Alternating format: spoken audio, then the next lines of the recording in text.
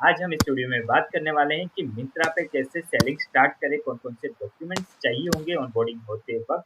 तो पूरा प्रोसेस समझने के लिए इस वीडियो को अंत तक देखिएगा ज़रूर। तो चलिए शुरू करते हैं।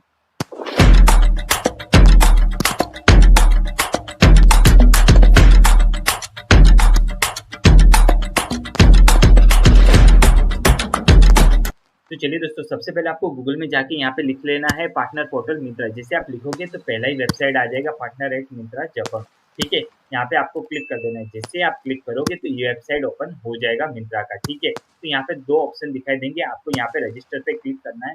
जैसे आप रजिस्टर पे क्लिक करोगे तो कुछ इस तरह से डिस्क्लेमर आएगा। जी हाँ दोस्तों, ये एक बार रीड जरूर कर लीजिएगा, क्योंकि मार्केट में कई ऐसे लोग हैं जो बोलेंगे कि मिंत्रा का अकाउंट हम ऑनबोर्ड करवा के देंगे, उसका भी 50,000 से लेके 1.5 लाख रुपए तक ये लोग चार्ज लेते हैं।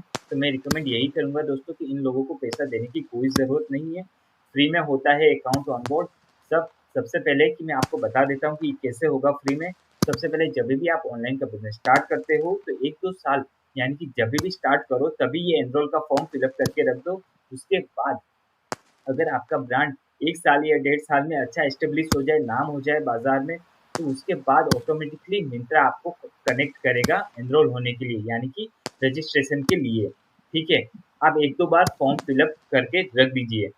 तो फॉर्म कैसे फिलअप करना है वो हम आपको बता देते हैं। तो यहाँ पे हमने ऑलरेडी लॉगिन कर रखा है दोस्तों, ये हमारे किसी एक सेलर का ही है। ठीक है, तो यहाँ पे जीएसटी चेक, जो भी आपका जीएसटी नंबर है वो यहाँ पे एंटर करना है, और जीएसटी की जितनी भी डिटेल्स हो यहाँ पे आपको फिलअप कर देनी है। ठीक है, उसके बाद बेसिक इन्फॉर्मेशन, जिसे बेसिक इन्फॉर्मेशन में आपकी ईमेल आईडी देना है, प्राइमरी कॉन्टैक्ट नेम देना है, कॉन्टैक्ट नंबर, ईमेल आईडी, ये सारी डिटेल्स यहाँ पे जो मांगी गई है वो आपको देनी होगी। ठीक है, उसके बाद company information, are you an existing Myntra partner, आपको अगर नहीं है नहीं होगा, क्योंकि तभी आप रजिस्ट्रेशन कर रहे हो। ठीक है, यहाँ पे नो आएगा। कंपनी का टाइप क्या है वो, मतलब प्रोप्राइटरशिप है, पार्टनरशिप है, ये सब यहाँ पे आप ड्रॉप डाउन में से सिलेक्ट कर सकते हो। ये डिटेल्स आपको जीएसटी से भी मिल जाएगी। उसके बाद मिंत्रा जनरेटेड इनवॉइस, यस आपको सिलेक्ट कर लेना है। उसके बाद 10 नंबर, अगर नहीं है तो कोई बात नहीं, अगर है तो यहाँ पे अपडेट दे देना है। उसके बाद बिजनेस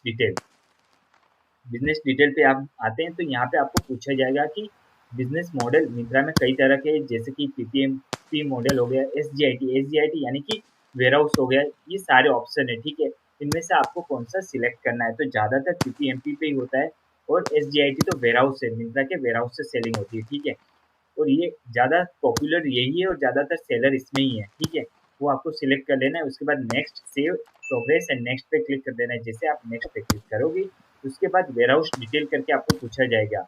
जी हाँ दोस्तों, तो वेयर हाउस का पिन कोड एंटर करना है, और जीएसटी नंबर आपको यहाँ पे एंटर कर देना है। जैसे आप करोगे तो ऑटोमेटिकली डिटेल फेच कर लेगा।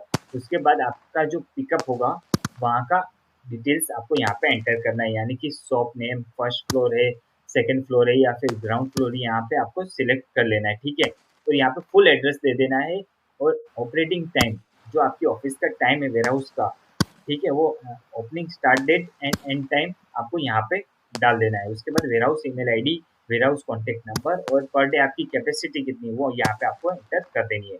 उसके बाद हम आते हैं बैंक डिटेल। तो बैंक डिटेल में आपकी जो फर्म का, कंपनी का जो बैंक डिटेल होता है ना, करंट अकाउंट डिटेल्स, वो आपको यहाँ पे एंटर कर देना है। उसी के साथ आपको कैंसिल चेक की फोटो, यानी कि उसकी इमेज अपलोड कर देनी है। उसके बाद आपको क्या करना है, बैंक डिटेल, जैसे आप ये बैंक डिटेल अपडेट करेंगे ना, तो उसके बाद ये जो कुछ टेस्टिंग अमाउंट आपके बैंक में आएगा वो आपको यहाँ पे एंटर कर देना है। जैसे आप एंटर करोगे तो आपका बैंक ऐसे वेरीफाइड में दिखाएगा।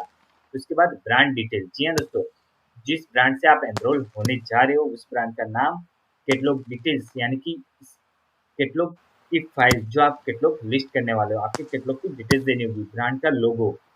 उसके बाद आते हैं नेचर ऑफ बिजनेस, मैन्युफैक्चरर क्या है, यहाँ पे आपको सिलेक्ट कर लेना है। ब्रांड ओनर प्लस मैन्युफैक्चर, ये आपको यहाँ से सिलेक्ट कर लेना है। उसके बाद डॉक्यूमेंट फॉर प्रूफ, तो ट्रेडमार्क यहाँ पे सिलेक्ट कर लेना है।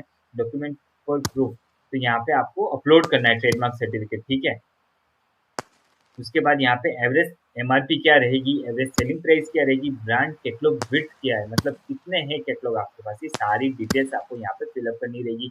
यहाँ पे आप ऑनबोर्डिंग के वक्त कौन-कौन सी कैटेगरी आप लिस्ट करना चाहते हो, तो वो आपको यहाँ पे दे देनी है। उसी के साथ असॉर्टमेंट ब्रेकअप भी देना है, ठीक है? जैसे कि हमने यहाँ पे दे रखा है, कौन-सी कैटेगरी में कितनी सेल है, वो सारी चीज़ें आपको यहाँ पे डिस्क्लोज़ करनी पड़ेगी, ठीक है? तो सारी चीज़ें यहाँ पे देने के बाद आपको सेव और नेक्स्ट कर देना है। उसके बाद लास्ट में आता है डिक्लेरेशन। जी हाँ दोस्तों, तो उसके बाद यहाँ पे आपको टिक मार्क पे क्लिक कर देना है, यानी कि स्क्वायर है वहाँ पे टिक मार्क कर देना है, उसके बाद सबमिट कर देना है। सबमिट ये इसलिए नहीं बता रहे क्योंकि इसमें हमने ब्रांड डिटेल्स में फिलअप करना बाकी है। सेलर ने डिटेल्स यहाँ पे फिलअप नहीं की है।